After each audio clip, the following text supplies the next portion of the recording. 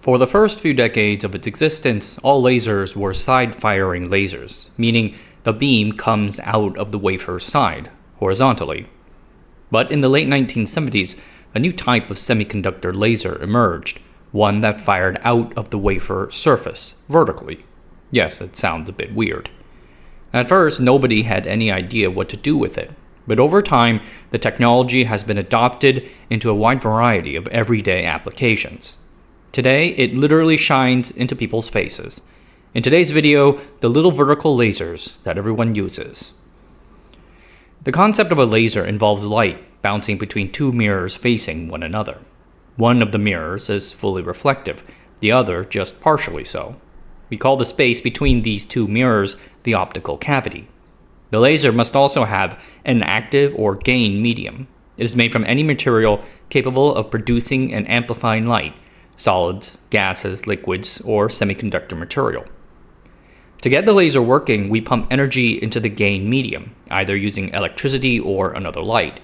It generates light, and when light passes through it, it can add yet more light, amplification.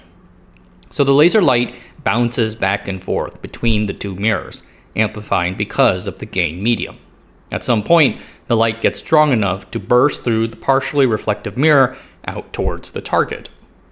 With a side-firing mirror, the light bounces back and forth inside the optical cavity in a horizontal direction, accumulating gain. Then, when the laser fires, it fires out of the wafer's edge. Now we move to Japan, Tokyo Institute of Technology. A graduate student named Kenichi Iga is looking for a topic for a graduation thesis. He applies to do laser research under the legendary professor Yasuharu Suematsu, who would go on to do pioneering work in the field of fiber optics. For his master's thesis project, Suematsu suggested to Iga to rebuild Ted Maimon's first practical laser, which used a ruby crystal as the gain medium, energized by a flash lamp.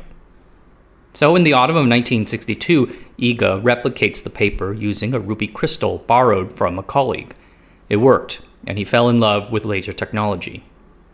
The laser that Iga built was what we call a multi-mode laser. This means that the laser emits multiple modes or colors.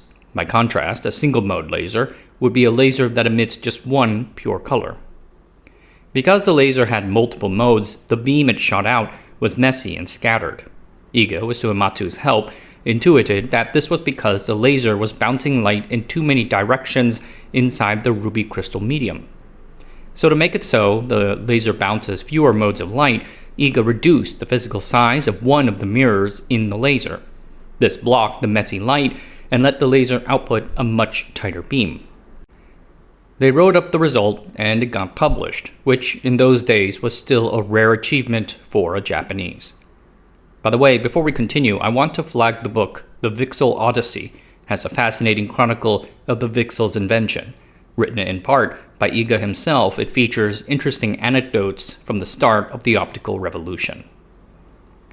A decade later, Iga is now an associate professor at the institute studying semiconductor lasers. Industry interest in such lasers was growing. In 1966, Charles Gao proposed that extremely pure optical fibers can carry light signals a long way with relatively little loss. Additional work on the nature of glass fibers in 1973 by the American company Corning predicted that wavelengths between 1.4 and 1.7 micrometers would have the fewest losses when sent through silica fibers. With regards to long-distance telecom, it was important that the lasers firing signals into these optical fibers be able to consistently fire at a single wavelength.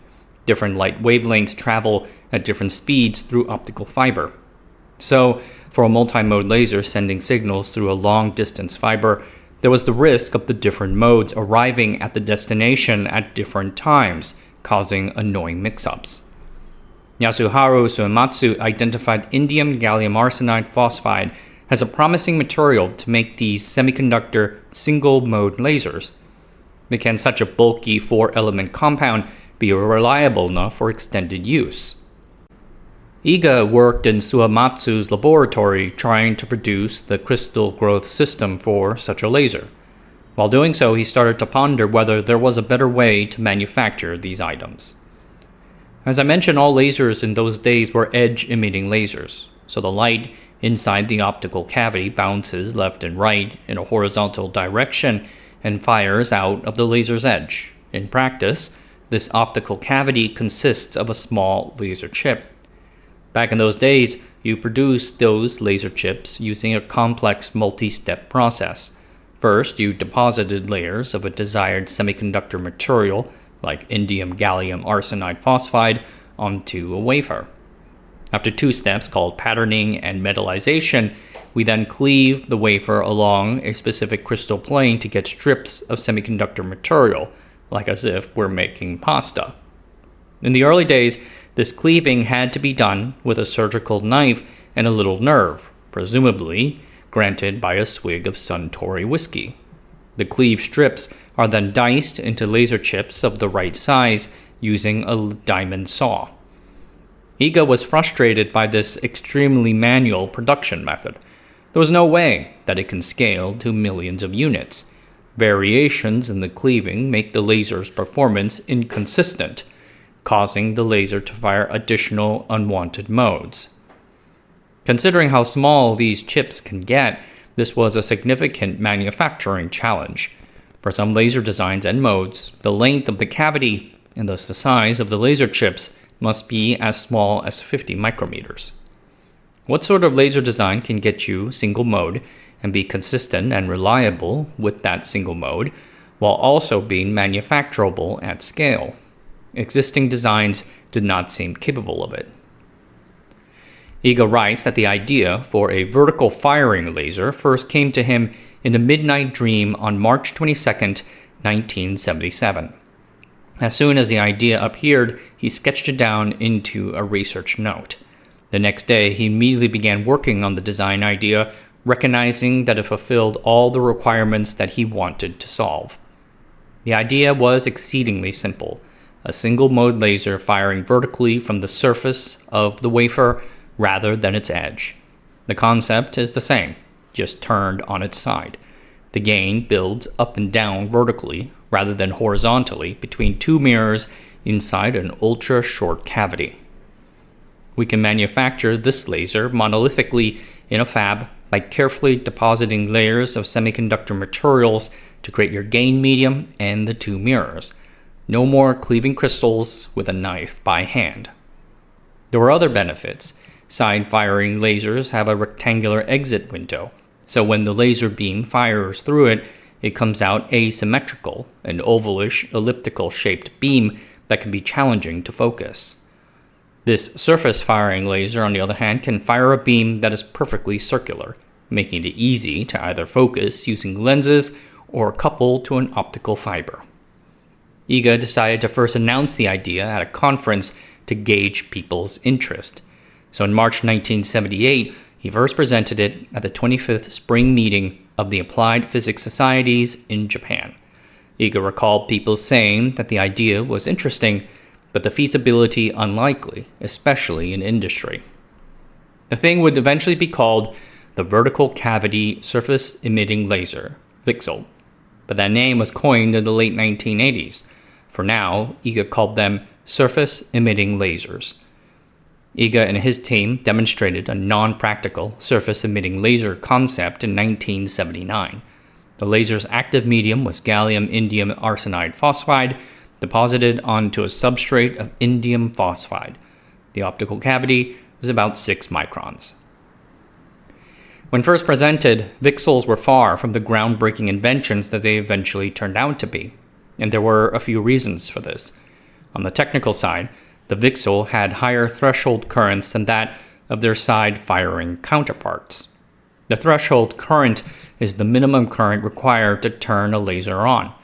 A high threshold means that the laser cannot laze unless we pumped a very large current through them, leading to high power consumption and heat generation.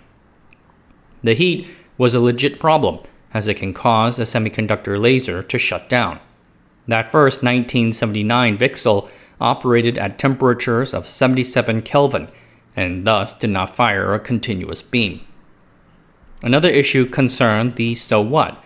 Many side-firing lasers were being announced. It was an exciting time in laser research history. Now here comes this funky surface-emitting thing with worse performance. People were not sure what they can use it for, thus the skepticism. In 1979, Iga went to the United States for a year and a half to study at the legendary Bell Labs, where he worked on laser concepts unrelated to the surface-emitting laser. But upon returning, he dedicated himself to his idea. The key technical hurdle to overcome was the high threshold current, which is responsible for the heat issues. The high current was because the laser's optical cavities leaked too much light. One way to fix that was to shrink the size of the optical cavity, which in turn means shrinking the active medium region between the two mirrors. A smaller active medium means needing to make the mirrors much more reflective than before, something to the order of 99% or more. The mirrors must also be reasonably electrically conductive, so that current can pass through to reach the active region. This required acquiring various sophisticated epitaxy and metal organic chemical vapor deposition machines to deposit thin, high-quality films of dielectric and metal semiconductor materials. In late 1988, published in 1989, Iga and his team announced the first VCSEL that can generate a continuous laser light whilst operating at room temperature. Shortly after, or about the same time, a Bell Labs team led by Jack Jewell presented their own continuous wave room temperature VCSEL. What is notable about Jewell's VCSEL is that it used a quantum well for the active region and Bragg reflectors for the top and bottom mirrors. Quantum wells are very small semiconductor layers that trap charge carriers and force them together in order to emit a lot of light. Bragg reflectors are mirrors made from many alternating layers of reflecting materials. Combined, they can achieve reflectivities of 99% or more. We use them in EUV machines. Two different technical approaches to the same problem. Jewell's VCSEL was a bit weird in that it fired a laser out of its bottom through the substrate. Iga's still suffered moderate heat issues and worked better when bonded to a copper heatsink. But the end results are the same. VCSELs became a practical technology, arriving on the scene at exactly the right time. Researchers in the United States finally picked up on this progress, encouraged by shifts in U.S. government technology spending after the end of the Cold War. Optoelectronics attracted a lot of funding due to the rise of data communications and the internet, which was shaping to demand different things from optical fiber technology. Older systems developed by Bell were geared for long-distance telephone calls, high-performance, high-cost lasers, and precision optical fiber for sending signals thousands of kilometers. But the dynamics of data communications are different. The distances tend to be shorter, but the data volumes to be transferred are much greater, emphasizing lower-cost multimode fiber and laser solutions. For the VCSEL, the turning point was Gigabit Ethernet, an updated version of the popular Ethernet Local Area Network standard. The target was to send a gigabit of data in both directions, and the current LEDs were not good enough. People investigated edge-firing lasers, then used for CD players for this, but discovered those suffered low reliability. The structures of the VCSELs are a bit more complicated, but for that you get several key benefits. The most significant being cost. We can produce VCSELs at huge volume, oftentimes up to 1 million lasers on a single wafer, making them very cheap. And since their light comes up from the surface, we can easily test all those lasers before cutting them out of the wafer. Not the case with edge-emitting lasers. VCSELs can also be easily packaged like LEDs and coupled to a fiber for digital modulation. And as I said earlier, their beams are round-shaped rather than rectangular, which offer optical benefits. In the mid-1990s, big companies like Motorola, Agilent, and Honeywell started producing VCSELs. And in 1996, Honeywell broke the plane in publicly presenting production-level data and actually starting to offer the VCSEL to the market in volume. Spurred on by the telecom boom, venture capital poured into VCSELs, sprouting many startups to develop higher-performing lasers. Things got a bit out of hand. Jim Tatum of the VCSEL pioneer Finisar Corporation estimated 30 startups during the peak, which was obviously too much. Many went under or were acquired after the bubble popped. The carnage in the post-bubble datacom industry led companies to experiment with alternate use cases for VCSEL technologies. One that popped out was the optical mouse, which replaced the old-school trackball mice.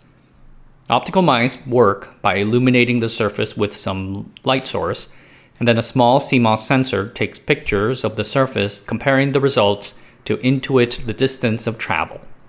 The first optical mice used LEDs for that illumination.